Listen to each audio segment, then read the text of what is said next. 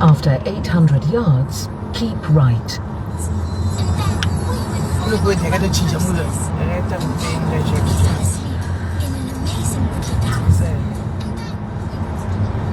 Keep right. Hey guys, hi guys. Agomana ndo sama ere. Itiri musama mufunge ku. Muzando winda yedu yo. Yamuru kuti sama ndo winda yedu sa winda yenyeka mbira sai check. Guys, ndo winda yeku ndo sama yekuno. Murukona zvakata denga guys. Ndo yavari kuti sama yoyi. I can't wait kuziona chantu. Can't wait to see chando chavo. Ndo iri kudzisama indawa nekutonoka zvima juice majaketi machi. Iva roti kuri kupisa. Havana kana jaketi. Hanzi nasandisi kuona chimunya. Yes, Wimbo. Nasi uripo. Zvakaoma guys. Ndisama yeku UK guys. Ndisama iyoyi. Kuri kunaya kuchitonhora kudai. Ndo sama iyoyi. Pakaipa. Hanzi kapa yatonhora. Anditi mai makeke. Sure. Kuno uku izosvika kunonoka kuvira. Ndinozvona kuti kunonoka kuvira. Techingori masikati asi uri usiku. Asi hazvina kuitika nezuro. Iweather zvokuti nezuro hatina kuwa kusina kuchena. Aiwa, takakurumidza kupinda mumba. Utakurumidza kupinda mumba chete? Kupinda mumba.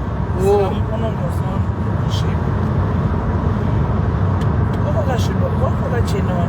Kwai sama yakatopera wani naani. Kwai rainy season. Wasati yapera. Muspring tapinda musama. Tiri muspring tapinda musama. Esmai kuda. Kwai topa nechando imi. Hanzi Joni yatangawo. Aiwa kujoni tonogwa zvenyu. Iko chando chekumba chiri right. Kana uri kujoni tonogwa nechando zvezviri nani guys because unenge uri kumba at least. Une ma options ekuisa heater, une option ekuisa vamwe vanisa but my guys mambaura musaisa mumbukuku muya. Guys musaise mambaura mumbukuku mobva makiya madho munofiramo makavata usiku. Munomuka makafa. Right guys, ndakuvigirai good news guys. Ndakuvigirai good news. Ndakuvigirai good news kune vese vari ku South Africa vese. Indokuudza kuti ndinogara ndichikupai latest news but hamuzviwisisi. Latest news tinongokupai munongozona mumwe munhu pamuchena rimwe richidouya baba kuzotuka ino nchida uri pagood news. Rutongoya rodotuka wodoona kuti rine shara. Unoona kuti rakabewa neshara rokuya kuzogotukirira vanhu. Ungati chine basa razvo here izvo zvese. Tukaini chero satika vanhu vangu tukaini. Anomaona right.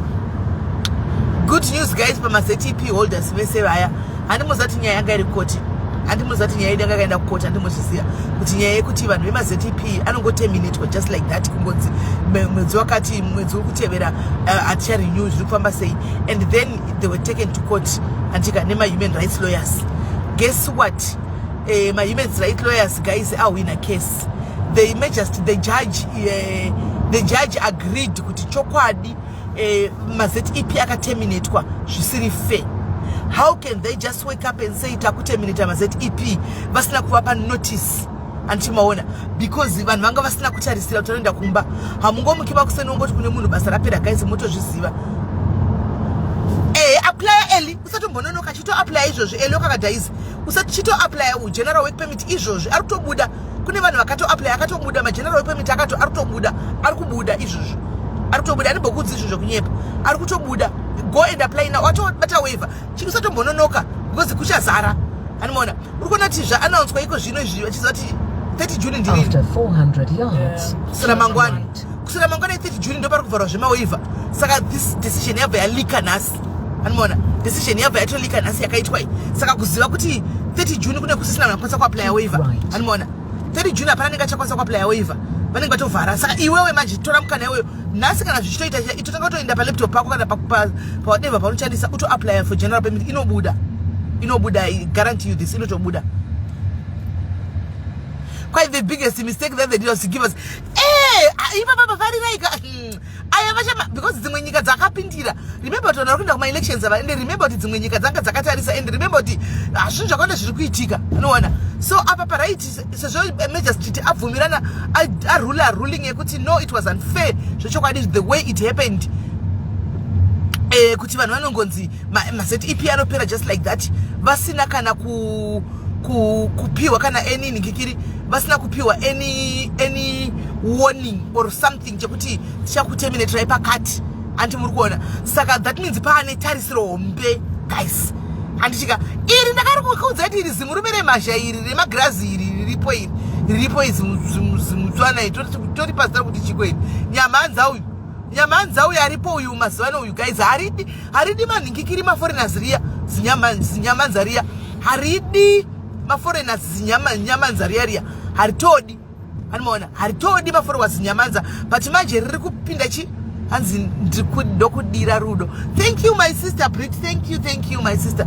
Anomaona haritidi asi manje riri kushawa mukana mazati zvinhu zvikana chingori zvamwari guys ka mazimbabwenzi machema for too long. Machema for too long, matambura munyika dzisiridzo for too long. And tiomwe makutotiseka kuti hanzi kunoku isusu tikutononga mabhini. Regai tononga because ndokutambura kwatiri kuita maZimbabwe. Ndo matambura atiri kutoita. Mwari vanenge vacho zvimwe zvinhu zvina mwari mukati guys. Zvimwe zvinhu zvinenge zvina mwari mukati, mwana anongokurwira. Honai kuti baba vanga vati December. Moza kunakidza kwazvimaitawa. Atonga kuti muna December. Ndikutoona ari maPR ari kuya.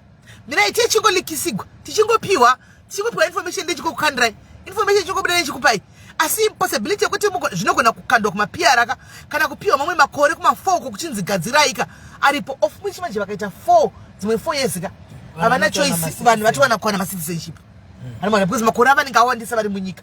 Hapana paunodza munhu anenge ane 16 years kuti dzokera kumusha kwako asina mhosva yapara hazviiti. Yes, a medical go to any doctor. Anomaona saka guys nyamanza hadi hake maforeigners ka asi mwari chechewo ndo vari kutirwira semaZimbabweans. Kwanza antimeli macrossa border, where are you? Hatina crossa border. Tamwenda kune imwe town chete. Taenda ku Liverpool ndokwataenda. Taenda ku Liverpool. Anomaona taenda ku Liverpool. Mwari vanotirwira guys. Ndokudza kuti zvenyasha ndezvenyasha. Chero ukarwiswa nevanhu guys, zimurume riya rakanga tirwisa kuti maZimbabweans arove pasi, maforeigners arove pasi. Zimurume riya rakaurwisa riya. Aiwa kana usina mboita permit usapply waiver. Don't waste your time. Anomaona rakatirwisa but zvandongodira mwari manje havana basa kuti iwo kutaura kuti chii. Havana basa zvari kutaura kuti iwo kuti kudii kana kuti chii. Kana vachida vanongokumisa vongoita zvavanoda.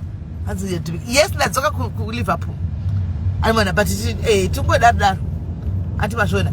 Saka ndo zvanangoti ndikudzei kuti so far tarisiro iripo imi garaiwo muri on the lookout. Anditi garai muri on the lookout. Vaya vemawaiver please apply ma work permits ari kutobuda. Apply ma work permits ari kutobuda. Andi muri kunzwa apply ma work permits ari kutobuda. Musazota ndina kukuudzai. Anditi apply ma work permits ari kutobuda. Ndinombotry kukupa information chero mchindituka. Ndinotry kukupa information stereki kuti muitewo vanhu. No uto wamwe achitukanzi vana utsinye vaya utsinye hupi chikupa information unongotora information yako for free uchingopa vanhu. Ndo utsinyewo. Utoona kuti munhu hadzina kukwana musoro. Unoona utsinye hwemunhu pasocial media, paFacebook munhu usingasivi. Anomaona akativenga munhu yoya Lucy asi mwari ari kungotirwira. MaSouth Africans sure maZimbabweans ari kumba kwawo. maZimbabweans ari kumba kwawo ku South Africa ko ingoshandai sure. Ngavangoshanda vari zimagi. Ngavangoshanda chingoti vari kuita vari zi. Anomaona nguve kumhanya uchitambura uchidini zvinonetsa. Anomaona chero vaya makanga muchimhanya kubvisa mari kuti uchada kuita asylum yei pakadai. Unoita asylum yei. Hapana, because it's a point you need to go home. Easter unoda kuenda kumba, December unoda kuenda kumba, you don't need an asylum. Because asylum inokuita kuti usaenda kumba. Unofanira kugara muno kusvikira wana mapepa. Ende mamuno mu South Africa wachona. Ende South Africa wachona unogona kugara kana 20 years. Anomaona pasina chinenge chichitwa. Anomaona ai unotanga wa apply waiver first. Waiver yako ikabuda ndokubvumidza kugara. Vamwe vari kutotravela. Kune timu rangu rakauya kuno kune mawaiver. Nema slip waiver. Kana uine slip waiver, chero une COS yazva waka apply course. Unouya ne slip iyoyo kuno. You bring the slip inotokuunza kuno kunyika. Kwatiri kuno masanoku. Inotokuunza. Pane vanhu vandotoziva inini vakauya nema slip vakapa evidence kuti taka apply waiver. Antika vakauya nemaslip iwayo vakatosubmita kuhoma face vakapiwa mavisa. Izvo zvivari kuno. Love you to tendai nyakanda. Andimana izvo zvivari kuno. Andimaona. Saka ndo nyaya itoripo guys. Dei zvikaramba zvakadaro Mwari varamba chingotirwira anditika Mwari varamba chitirwira kuti vanhu vachingopiwa mapiara vanhu mungozvigarira zvavo muno vanhu vangopiwa mapiara vongoramba vakadi vakagara muno. It was not an easy road guys kugara tisingazivi kuti zvichafamba sei. Munhu usingazivi uchingoti hapakaipa nezvavanenge vachiita hapakaipa kugara kugara mukagadzisa mapepa kune uchingoride but zvaitika kuese ndizvo tasingaeso unozati unenge usingazivi kuti vanhu vakamira papi takamira papi unongochingoti hameno zvabuda musaridzo ndizvozvo anoona zvabuda musaridzo ndizvozvo.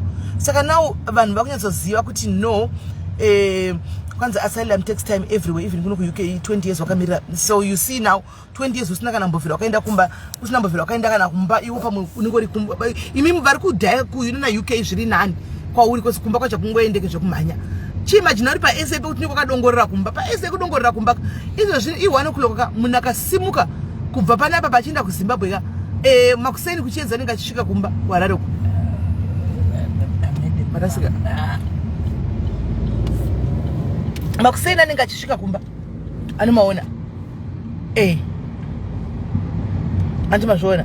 So kwanzi UK zvayakashata asi inozani kefi unongotaurawo zvinhu zvisina nevasarise yakashata UK. Kushata kwei yaunoti kushata nokuti tinoti kushata isusu imari ndo inonzi kushata. Mari ikashaya value mari nyika ikashaya opportunities nyika ikashaya mari isingatengi ndo chinonzi kushata. Andimoona hakuna mukuku imi munokangana kufunga kuti kuziva kuti kunotongwa nevarungu ndiko varungu. Saka zvinhu zvevarungu imi munozviziva they don't want zvinhu zviri complicated zvotoita kunge chiswa matema. Zvinhu zvavo zviri simple dressing yavo simple mota dzavo simple dzimba dzavo simple anomaona everything zvavo zviri simple. Ndisu isu maAfricans tinoda kucomplicata zvinhu kuti ndizimota zimba zichii kuno kuvarungu they are very simple but mari yavo kawaida kuona kuti nyika ino haina kushata piwa 20 pounds unoichinja unoti mari 20 pounds pinda naye mushopu tatenga zvinhu zvese zvatatenga zvaita mari 16 pounds pinda mushopu unonoti nyika yavo nyika yakanaka iyoyi mari famba murodhi umuone zvinhu zvakaraswa unoti nyika yakanaka. Imi munoti kushata kwemabuilding erasikana mabuilding anakana nebasa resaya but mari I'll call you back. Mari yacho plus chirungu choga kuti ukafamba murodhi kudai so ningo chungononga masofa akarashwa unoita zvone life yakanaka mazi TV yanenge akaraswa kurodhi rinoshanda fridge munhu anongochinja ubva arasa kurodhi kuisa imwe hakuna ndokunaka kunonzi kunaka kwenyika. Anomaona musatarise mabuildings ana ingakuna nagweru takakura tine mutapa 1 vanhu vaitogara mucheza mutapa asi vanhu vaitogara anomaona vanhu vaitogara. UK is very beautiful guys very beautiful ish ndekwevarunguka kunoku varungu vandogara mudzimba dziri fani imamhondi tinotla kugara mune dzimwe dzimba chitikwa dzimba idzi hadziti dziri haunted varungu ndo mavanenge vachitoda imomo munohlisa imomo izi mazinange masicheche eromaya ndo mavanopinda nogara imomo anomaona. Saka UK yanaka zvisingaiti guys. Hester Wonder Charles kwakanaka zvisingaiti asi zvisinei hatina kutaura nyaya yeUK tikutaura nyaya yekuti South Africa kurangariro mabhazi kwenyu ariko kudai anongomudai kungomira pose bhazi chitakura vanhu pose pane bus stop rongomira chitakura vanhu bhazi guys. Imi kwapinda mushopu kudai so una need kuti line uchitevedza line uchibhadhara zvinhu zvako paline unoenda unobhadhara zvinhu zvako wega pane ma self services aya unongonobhadhara zvako wega haunide kutombomira line. Anomaona kuno kana usinga mira ndikudze guys kuti munyasana nyika ino yakanaka kuno kana usingashandi unopiwa ma benefits unopiwa mari nenyika as long as une mapepa chete kugara muno munyika avaregi munhu wawo achifanenzara. Anomaona unotopiwa mari every week yekudla izvo zvikana ukapinda vaya vari mumakokosi vachangopinda vaya vasina chikafu kune chinonzi Salvation Army guys iri kupiko chikumbosvikako Salvation Army guys vanhu vanotoenda food bank ikoko vanhu vanoenda kunopiwa chikafu ikoko guys unotopiwa grocery rakatoripiwa guys izvi zvinoitwa ipi izvozvo kwai kuZimbabwe unofana jara uko guys kufane jara uko kudla muriwo jovo chovo uko anomaona kudya jovo chovo akuna munhu anogara murodhi. Imi guys ndachanga kufamba nemi muchiona pasi palive apa makamboona street kid kana makamboona vanhu zvigunduru hakuna zvigunduru kuno because chigunduru chikatoonekwa chototogwa chopiwa imba yacho yekugara chotanga kutopiwa chikafu. Nyika ino yakanaka zvisingaiti vanhu vanodya zvinhu zvekunoku zvakarongeka guys kufane nzara hainema ungashayiwa ko zvimwe kuti basa sandariwana kana kuti but chikafu chinonakidza kunogaisa ndakaona kuti nyika inoinzanisa vanhu vanocleana mumahotera umuka mumatengeti umuka varungu guys kwedu kuAfrica kwa auwane ku South Africa auwane murungu achitavasira kucleana muhotera zvotodza kuti mari inotobuda pakucleana papa yakawanda mari inocleana pakubuda nitodza kuti yakawanda mauber ekunoku anodrivewa nevarungu animona UK mauber ekunoku anodrivewa nevarungu andi muri kunzwa kuAfrica hazviiti kuti wane murungu achidriva uber hazviiti animona hazvigoni anotosema basa iroro kunoku varungu ndo vanodriva mauber mukunzwa nevamwe vekune dzimwe nyika zvitiro kuti basa iroro rine mari madhodhabhini ekunoku anotakurwa nevarungu guys madhodhabhini haya nekachiniwaya anotakurwa nevarungu muri kunzwa zvinoreva kuti murungu haungamuwani kuAfrica achitakura mabhini nekuti zvinenge zvisina mari asi kunoku varungu basa iroro hanzi rine mari isingaiti hanzi vane mari isingaiti kuno ukata basa risina basa iro riri rekutakura mabhini rekucleana mumahotera filling station yekuno gaizika ndikudzai makuwa service station yekuno iri bhazi rakatomirana kutokwira mudzimba imomo kwedu zviri kwezvo gaizi chakanaka ngatitendeiwo sofa rakatonaiwa nemvura karazwa kwe marona sofa rekirimiro animaona kai asisimelita zvinzo amusati mazviwa mirai nezokuzai mazviwa mavodzidza dzidzai vasikana iwe uda kundimanyaradza sei mira nditaure munoziva kuti kuno kugaizi kana achinda kunodira petrol pagaraji zvedu kwedu kuna petrol attendant anoya achikudirira mumota achinoda mari kuno unongodira oga haimi mugaizi voti kwa nyika yakashata imi unongoenda pagaraji wega unozvidirira petrol yako wega pagaraji indakati vakavingwa nematsotsi edu ekuAfrica vanhu vanopera kudirira vachitizaini mashopu ke guys mashopu ekuno anopindirana mira ndikudzei makamera chete paunomira paservice station vanotora registration number yako kana ndakaisa registration number isiriyo isu tima African kachechisozi kana waisa ho registration isiriyo ndokona tobudira ndodira full tank ndorova pasi face ndomeka chete haibudi kukamera pane paunozobatwa unogona kuwina ku1st 2nd zemhasa unozongobatwa ungoputika hauzongobi every day unongobawe ipapo kaunombodira mahara panofiwo umbozviitireiko chitengoti kuno hakuna need yekuita zviro kuAfrica mirai magaizi mashopu ekuno anopindirana muri kunzwa mashopu ekuno anopindirana ukapinda mushopu muno muka pawapinda entrance paunonobuda urudobuda uchipinda mune shopu ndakati kukauyiwa nenambavha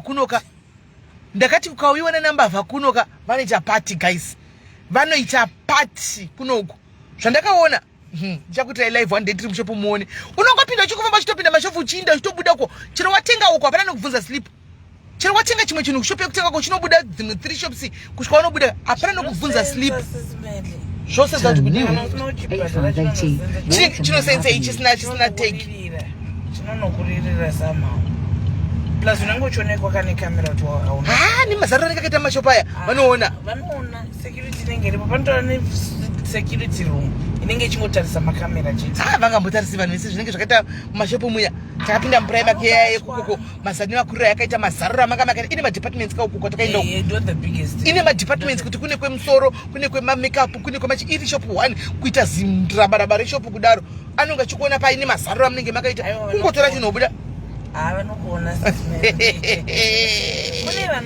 vanokuona 350 yards, turn right. Ndifunga kuti kuno kune mbavha ina kunako zvimbuya zvinenge zvichingotara nemazibangwe kuno kwakuna munhu asina iPhone guys iPhone dzamunokoshesa kuAfrica kunoku munhu wese ane iPhone guys munhu wese ane iPhone kuno I'm just educating you kuti muzive guys kune munhu wese kuno kana sakatodi iPhone kuno kune makwikwi eIphone neSamsung ani mukunzwa kune makwikwi eIphone neSamsung ndo makwikwi ari kunoko iPhone Samsung kana chichera Samsung ndisikutora Samsung zvima A14 ka zvenyu zvamajaira izvi zvima A12 aiwa ndikure mazi Samsung aya iSamsung kai yenyu iSamsung andi isi ndikure mazi Samsung aya muri kuona Samsung iyi ndo competition iri kunoku izvi aya ma Samsung aya mazi Ultra wati chichi ndo competition iri kunoku Samsung vana vekunoku vanenge achitamba murodhi achifamba murodhi akabata Samsung inozi iPhone achifamba achitamba mumakemu murodhi akabata iPhone 14 ndakati kuAfrica vana vanopera kugugwa maoko vachitorega ma-iPhone apa kugugwa maoko iPhone dzichitogwa vachigugwa maoko kuti vachitogwa iPhone anzi Samsung ne-iPhone yes ndatotenga rangu izvozvi guys nditori muchatondibatsirawo guys nyasondibatsirai ndotenga ipi guys Samsung kana kuti iPhone for iPhone 14 Samsung latest taurai imimi iwe kana usiri mudhayari usataure nyaya dzemafoni emadhayari this is not for you, this is for diaries. Do want to choose the moms vavo pa camera would go for Samsung pa camera would go for Samsung pa kana mari dzere ma apps munadzo ine for what iPhone is best okay because iPhone inotora more money most in terms of apps but you have reached your destination. Okay. Ayo kulanda tingasvika munotsika kuenda kulanda nazviti. Okay. Kulanda nazviti. Ani mwana tinotosvika. Saka imbonyora conversation guys kuti mati touch maya chipi up. iPhone 14 latest Samsung dadati sisu. Mama kati chi Samsung ipi? Mama kati chi nezero? Mama kati folder. You can have the folder and you can have singe E. But in chiro kumbane sindakasiya phone kwazo zvinowa ya Samsung anidambo chinja we kana folder kana folder kana folder yachona kana folder kana folder Samsung Ultra 20 yeah irikutotora mukombe Samsung Ultra 23 Samsung iPhone Samsung camera iPhone bo but zvese Samsung chibaba team Samsung folder kawa folder zvako iwe party si folder yana kuti ba folder ye Samsung that's fine ndiye tete Samsung that's fine Samsung ngatingita kungowenza ndava wenzere madhari mari aiwa mari tinayo don't worry madhari ndawe aiwa mari ndinayo atistomboda mari madhari msawe Samsung saka muda go iPhone I fold ere tunoikwamura cash tunoikwamura brand new cash tete muredi munozati pasa pa live edu pane vavengi ndo pano ubuda rimwe riti kwa vaenda kunopema phone anomuona vedu cheche vanotwedzera chidangotwedzera ngotwedzera vedu cheche vanongotwedzera chidangotwedzera and Samsung Galaxy 22 plus makeke aiwa 22 yakumasure ndiritori nayo 22 ndinayo kumboko 22 ndinayo kumboko ndo chazota my life 22 ndinako asingoti yaone ma problems aye kupota ichifreezer ichita sei umona zvadamoyo ndombuma igostiri faith munarira magost ndikutobloka ndisitombera zvekutamba I want the real people wadi kufana vantu ngoenda ku megrori I think so wakati bumira Samsung iPhone right saka guys anyway tichazoti kana takuenda musachona chizokudzai kuti how far high far and saka guys asinyaya yanga iripo inyaya ye outcome yabuda kunonzi kupi ku home affairs outcome yabuda ku home affairs antimaona ndo ikufreezer so bitari ikufreezer saka ndonya yabuda musarudzo kuti muzive kuti inonzi chi home affairs judge angachita nyaya ishi akatonga hanzi ndipei akatonga kuti yes it was very unfair zvakaitika zvekuti ja team UK yakufona ndokufonerai back vanenge vona tapinda muLiverpool ndokufonerai back guys I'll call you back hands block na Meg yeah all right I think we have to start imimi mukaona ghost inzwai mukaona ghost rinenge rakangondinyora richindituka haro handizoti ndechituki inoti ndisina mbotukana nemunhu vamwe ndo vari kundivinga vanhu cheche kwa wakanga uchiseka ninki pakasungwa naye mukadzi makambondona uchiseka makambondona uchiseka guys kana kuti ndaitotukwa uchinzi kwai ndadoregwa neminyama maitawa ndemunyama ndikadoregwa nemaka ndikuita gofani mindigotukwa veduwe ina vandisi kuziva chinhu ndigotukirwa nzeye zimeliro riri kuita gofani ndimeifomura ndichitukirwa zvandisingazivi iyo timu yacho yakuti kwai wakaseka futi ko panoitana chirungu chechinonzi if you live in a glass house don't throw stones chinorevei chimbosanangurai Kana chizoti urudena usazodena. Good. Very good. Chiti kune vana inandiseka ndidi kuseka ndandifinda kaseka because I also live in a glass house. Mangwana zvinondiwira. Vanhu vese vakuti timu iyo timu kwachitima kuti ndakaseka chirungu chakujambai. Chirungu chakujambai. Mutaka kujambai. Chirungu.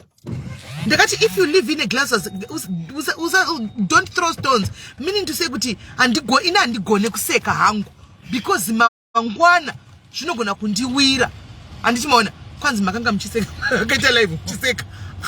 Ndikati kopi mama kutondera nemakwa makanga mchitoka gogo wacho mai macho. Indri ndaiti msatikiona mama.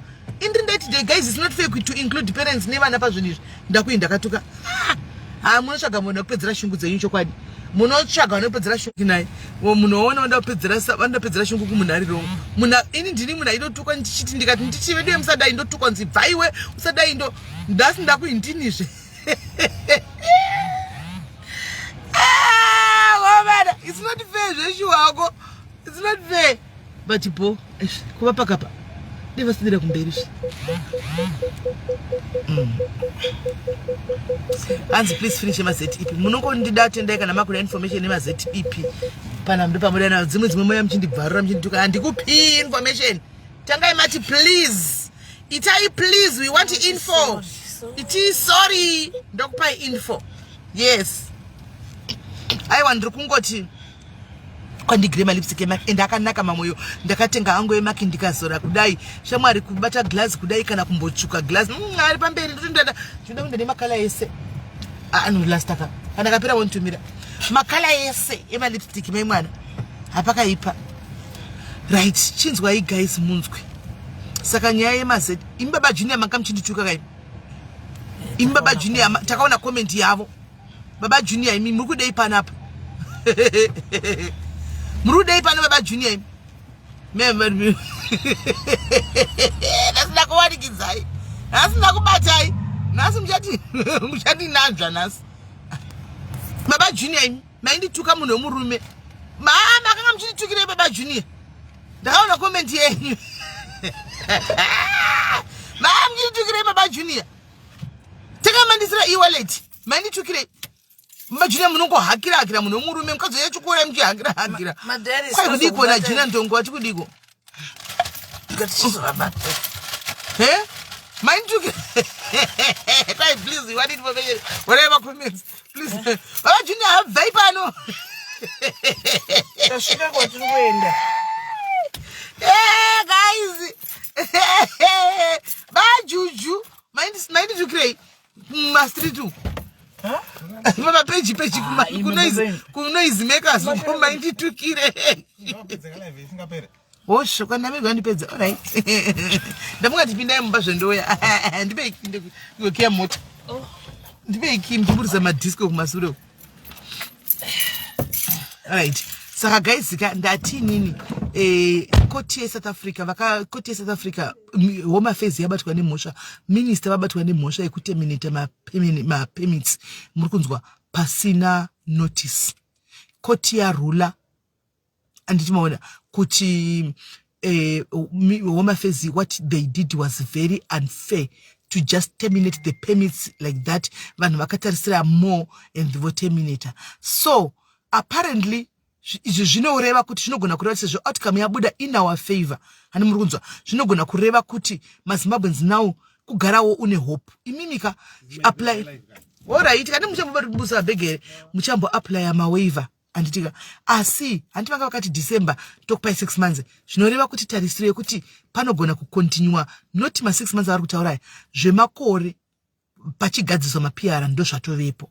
Hani muri kunzwa ndo zvavepo. Saka usazvipe pressure yekumhanya zvanga zvatanga takuita izvi kumhanya uchigadzira kutiza uchidini nokuti musazoti kwai ndo zvandataura ndati kunenge probability amkunzwa probability yekuti iko zvino December unogona kupiwa ma 4 years iwaye futi andika after that manje akuna munhu anenge achazogara munyika muno 16 years onzi chidzokera zvinge zvisingasaiti inenge yava PR ka 1 ani mukona inenge yava permanent residence ka 1 because outcome so far ndakanda tatopiwa kare zvichingobuda zvichingolika tichitopiwa tisine vanhu vedu vanotipowa vari mukati mazviona anditika so garai makagadzirira musashungurudzike takambosvika panguva yakaoma kusaziva kuti zvinhu zvaifamba sei vanhu vachitya vanhu vachidini but PR yes permanent residence handina kuti muri kupiwa tsitsi handina kuti muri kupiwa handina kuti muri mozofamba chitwa isimedi vakati kupiwa ma-PR handina kuti muri kupiwa ndiri kuti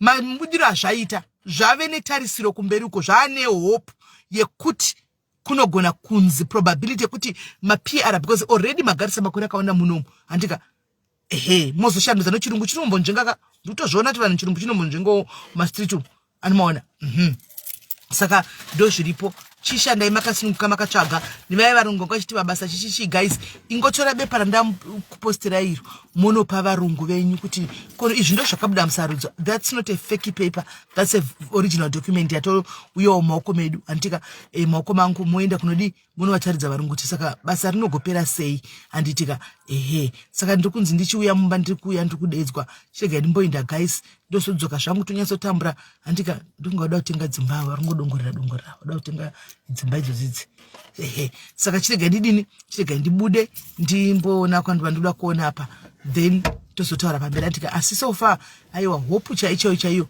maanayo guys, hope is there taanayo takuziva kuti vaya vanga ida kutiza chitotiza toenda kunze kwenyika kuno kwacho is not easy guys. Ndichaya nchikupai life kuno kune vanoda kuya muye mchiziva what to expect and what not to expect vada ku UK sometimes you struggle wega kuti zvipi zviri nani ndogara here ku South Africa padhuze nekumba kwane nchita zvinhu zvangu tichauya ne life kutonisana ma opportunities what can you do andika kana wagara ko chiti uda kuenda kunze but usafunga kuti kuno is just easy as you think guys. It's not ini nditokuvigira ichokwadi then moso decide andika kuti moita sip sometimes ndotonesa kuti kutogara ku Africa usvika unongwavha uri mudhuze ka it's better than kuno kuingori nyaya yekukwira ndege chete otherwise unokwirawo ndege kubva kuJoburg kuchinda kumba anomaona chete. It's not easy ku UK, it's not easy. Saka ndozokubata guys nchiyane live iti chionesana nchikupayawo zvandakaona kunoko munhu varuda kumwanga achidecide kutengesa dzimba mota kuti muye mofunga muchiza kuti simeni vakadudza chokwadi chavakaona paground